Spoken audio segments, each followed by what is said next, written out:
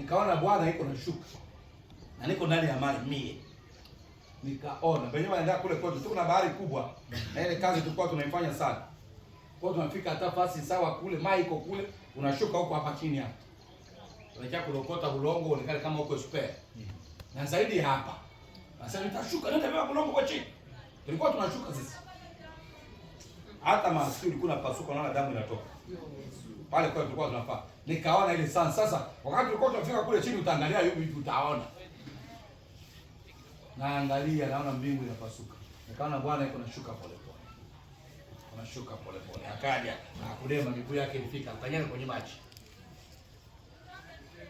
Ndio maana tunafieri na Kristo tumeitwa na Mungu. Hatuna wasiwasi na huduma hii. Haikuanza sababu watu waliponde, watu walisoma, hapana. Iko programu ya Mungu. Ndio maana ina kiapo haitaharibika. Usidanganyike, hii haiharibike kamwe. Mungu hapa akaita sauti pale.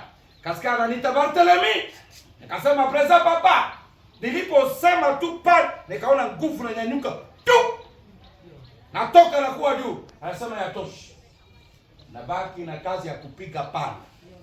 Kila atakayewasikia atakuwa amepo. Anaenda. Sio tunabakia.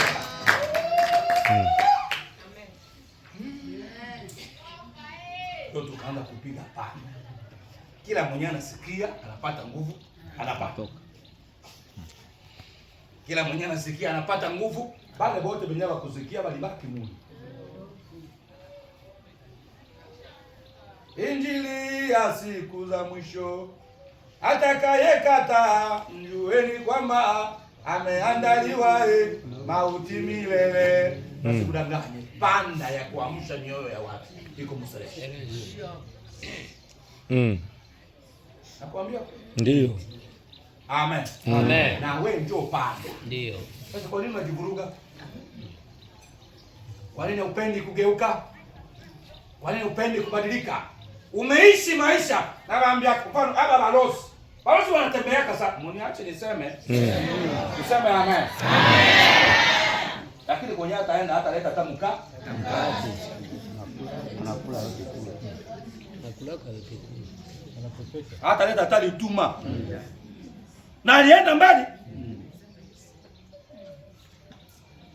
Lakini hapa si nilishapata kalipapa kangu kwa mtu. Cheka tu niko na program na wote. Amen. Amen. Nishapata kalineti ka kizungu hapa kenta chomoka nako mwavyo. Akutisha watu nishakuwa pale nishapa. Yeye hata kule alienda buchi na atarudia buchi.